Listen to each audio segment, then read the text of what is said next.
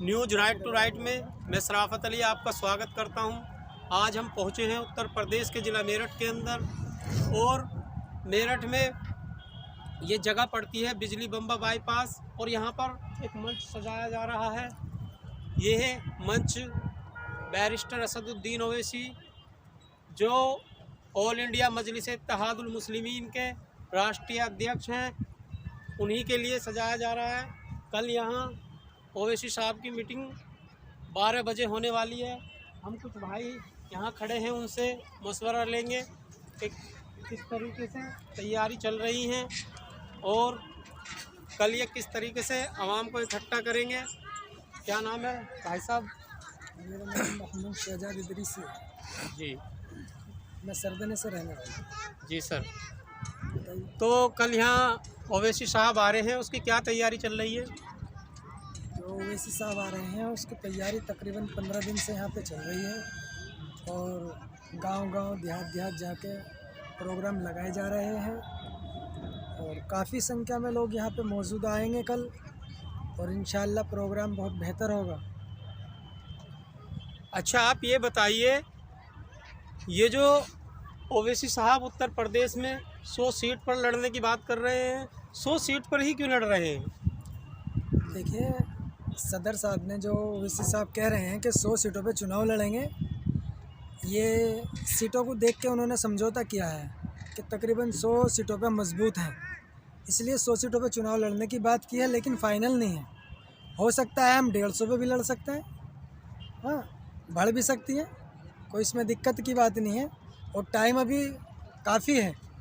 तो जैसे जैसे मेहनत बढ़ती जा रही है ऐसे ऐसे सीटें भी बढ़ेंगी, 100 से ज़्यादा भी चुनाव लड़ सकती है पार्टी। वहीं दूसरी तरफ समाजवादी पार्टी या और दीगर पार्टियां कह रही हैं कि आप बीजेपी को फ़ायदा पहुंचाने के लिए उत्तर प्रदेश में आए हैं। देखिए, जैसे लोग सोचते हैं ऐसी बात करते भी हैं। जैसे जैसे समाजवादी या बसपा ये लोग कहते हैं कि ओवैसी साहब भाजपा को समर्थन कर रही है या फ़ायदा पहुंचाएगी, तो ये इनकी अपनी सोच है, लेकिन ऐसा नहीं है, क्योंकि पिछली मर्तबा जो चुनाव हुआ था, सपा, बसपा, लोकदल, कांग्रेस सारे गठबंधन से चुनाव लड़े थी, लेकिन खाली ओवैसी साहब ने चुनाव नहीं लड़ा था। तो फिर भाजपा कैसे मजबूत हुई? फिर उसके बाद भाजपा कैसे आ गई? ओवैसी साहब तो नहीं आए थे। और अगर ओवैसी साहब आते हैं तो कहा जाता है कि ये समाजवादी और बसपा कि ये भाजपा को आके सपोर्ट कर रही है। तो ये सारे की सारी एक बदनाम करने वाली साजिश है। बल्कि मैं तो ये कहूँगा, अगर भाजपा की कोई बी टीम है तो वो अखिलेश यादव हैं। अखिलेश यादव के यहाँ पे खुद ये मामला है कि उनके चचा पार्टी बना के लाए शिवपाल सिंह। अब उन्होंने तो उन्हें नहीं कहा कि बी टीम है। क्या उनसे वोट नहीं कटती थी?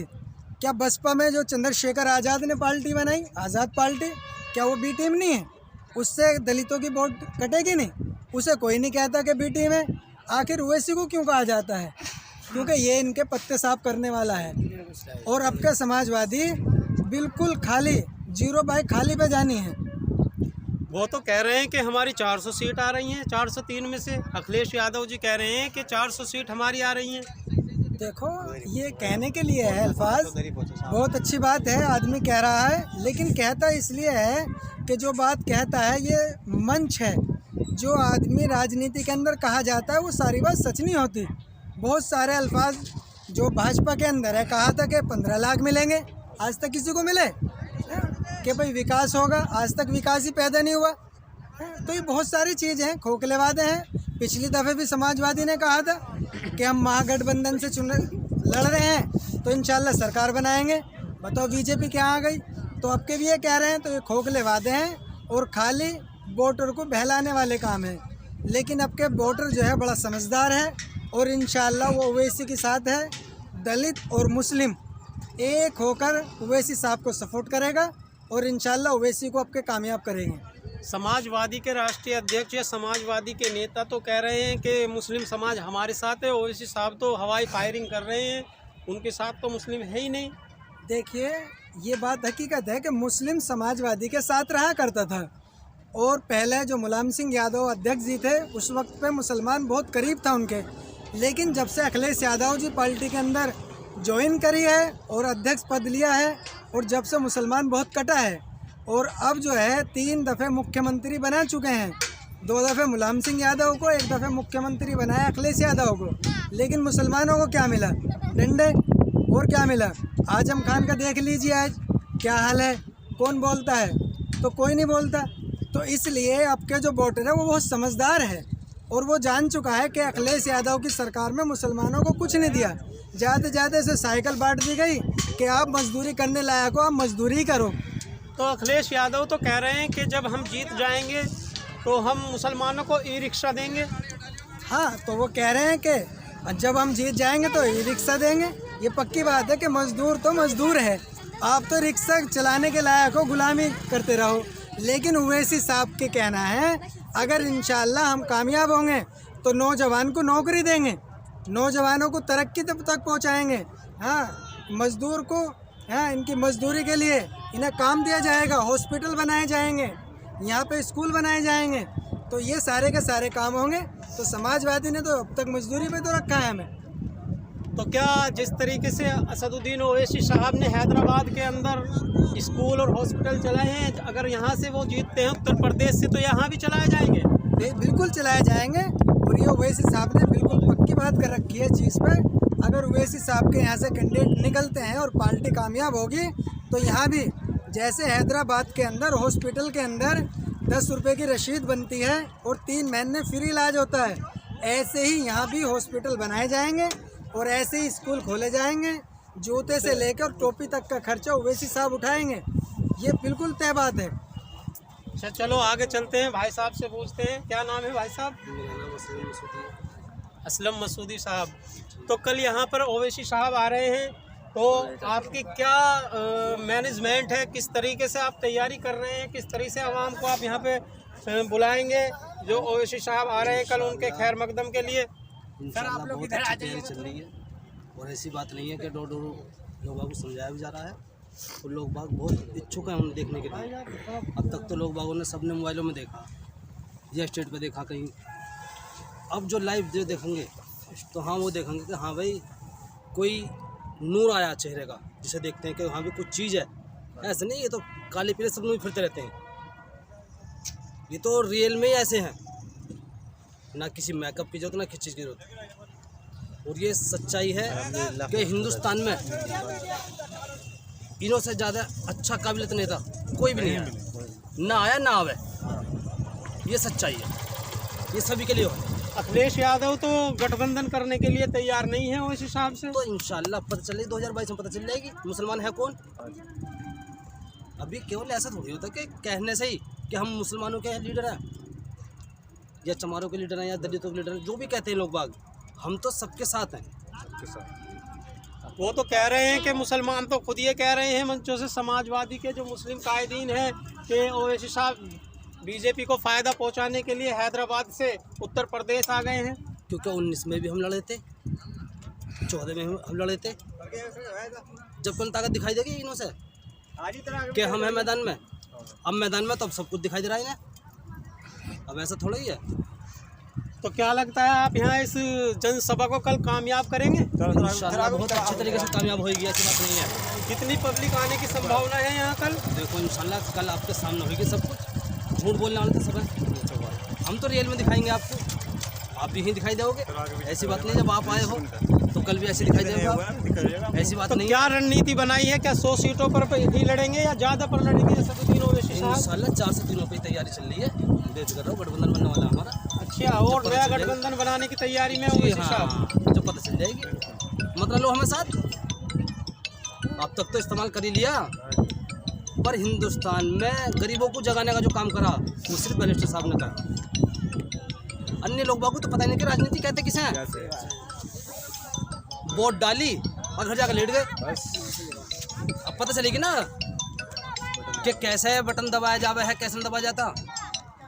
चलो आगे चलते हैं। भाई साहब क्या नाम है आपका? मेरा नाम मोहम्मद सलीम है। मोहम्मद सलीम भाई, हम आपसे पूछना चाहते हैं कि लोग कहते हैं कि ये पार्टी तो सिर्फ मुसलमानों की पार्टी है। देखिए, ये मुसलमानों की पार्टी नहीं है। आप हमारी पार्टी में आएंगे और देखेंगे कि हमारे जो कैंडिडेट हैं, हम जो टिकट देते हैं वो हर वर्ग के आदमी को। हर वर्ग का कैंडिडेट हमारी पार्टी में आपको मिलेगा। कहीं ना कहीं इल्ज़ाम तो ये लगता है कि बैरिस्टर असदुद्दीन ओवैसी साहब जो हैं वो सिर्फ मुसलमानों की बात करते हैं शिक्षा के लिए या नौकरियों के लिए। देखिए ओवैसी साहब जो हैं ये ओनली मुसलमानों के लिए बात नहीं करते हैं, वो हर दबे कुचले और मजलूम की आवाज़ का नाम ओवैसी है। तो वो हर किसी की हर जो मजलूम लोग हैं उनकी आवाज़ हैं और उनके लिए बात करते हैं। संसद में भी और भी उनकी सभाओं में भी आप देखेंगे वो सभी की बात करते हैं, ना कि वो सिर्फ मुस्लिम की बात करते हैं। बस मेरा रात बिरात को जाना होगा। तो क्या लगता है कि 2022 में एक इनकलाब MIM लाएगी? इंशाअल्लाह बिल्कुल लाएगी। और इनकलाब नहीं, ये हम आपको 2022 में बता देंगे कि मजलिस भी एक ताकत है। हम तुम्हारे पीछे वो 2017 और 2019 की मजलिस नहीं रही, ये अब 2022 की मजलिस है। जो लोग सोच रहे थे कि 5 साल पहले जो यहाँ 37 यूपी के अंदर हमने 37 सीटों पर चुनाव लड़ा और हार गए, वो अब मजलिस नहीं रही। हमने ज़मीनी स्तर पर बहुत काम किया है, मेहनत भी की है और इंशाअल्लाह इस बार कामयाब होंगे। और ऐसे कामयाब होंगे कि ये सोच भी नहीं सकते कि मजलिस में क्या किया। अच्छा, तो ये कह रहे हैं कि जिस तरीके से तेजस्वी यादव को बिहार के अंदर हराया उसी तरीके से आप यहाँ अखिलेश को हराने के लिए आए हैं। देखिए तेजस्वी यादव खुद ये कह रहे हैं कि मुझे ओवैसी के आने से और इलेक्शन लड़ने से मुझे कोई नुकसान नहीं हुआ। और ये जो दलाल हैं जो ये कहते हैं ओवैसी के आने से बिहार में तेजस्वी हार गया, ये बिल्कुल गलत है। देखिए हम 19 सीटों पे इलेक्शन लड़े और 5 पर हम कामयाब हुए और बाकी की 11 सीटों पर दूसरे जो ये हैं गठबंधन था वो कामयाब हुआ और जो 5 सीटें थी उन पर बीजेपी कामयाब हुई, जो कि उनमें से पहले भी बीजेपी के पास थी और 1-2 आए, उन्हें कोई नुकसान नहीं हुआ तेजस्वी को ओवैसी के जाने पर। और कहीं ना कहीं जो हमारे मुस्लिम लीडर हैं वो ये कह रहे हैं कि हम वोट उसको देंगे, मुस्लिम समाज वोट उसको देगा जो बीजेपी को हराएगा। देखिए ये गलत है। बीजेपी को सिर्फ और सिर्फ मजलिस हरा सकती है और कोई पार्टी ऐसी नहीं है कि बीजेपी को हरा सके। वो हम आपको बता देंगे, महाराष्ट्र में शिवसेना को 30 साल की जो सीट थी वो किसने हराई? वो सिर्फ और सिर्फ इम्तियाज़ जलील ने, जो AIM के सांसद हैं औरंगाबाद में, उन्होंने हराई। 30 साल की जो पार्टी थी, कोई 30 साल से जो सीट थी शिवसेना पे, वो आज मजलिस पे है और उस पर इंशाअल्लाह आप जाकर देखेंगे औरंगाबाद में काम कितना अच्छा हो रहा है वहाँ पर। और हम, आपका क्या नाम है भाई साहब? मोहम्मद अकरम साहब। हम आपसे ये पूछना चाहते हैं कि अगर 100 सीट पर भी जीत जाते हैं वो साहब तो सरकार तो नहीं बनाएंगे, फिर क्यों 100 सीट पर ही क्यों? देखो, एक शायर ने लिखा था कि कभी गिरते तो कभी गिर के संभलते रहते, बैठे रहने से तो बेहतर था कि चलते रहते, और चलकर गैर के पाँव से हम कहीं के न रहे, अपने पैरों से चलते तो फिर चलते रहते।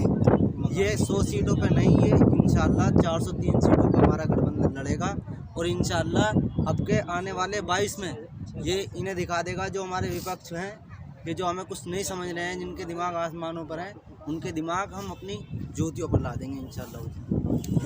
जिस तरीके से अखिलेश कह रहे हैं कि हम कोई MIM ओवैसी साहब से कोई गठबंधन नहीं करेंगे, हमें ज़रूरत क्या है? जिसकी हो जाएगी हमारे अड्डे आएगी। हमने उन्हें कितने दिन से जिताया बताओ? आजम खान साहब अपने बलबूतों पे उन्हें 10 विधायक देते हैं, आज कहाँ है वो बताओ?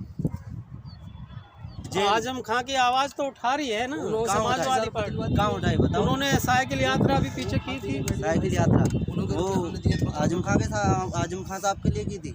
वो तो कह रहे हैं कि हमने आजम खान के लिए साइकिल तो यात्रा वो निकाली है। सिर्फ 22 के नज़दीक आने पे ही याद आई, बस ऐसे पहले याद नहीं आई।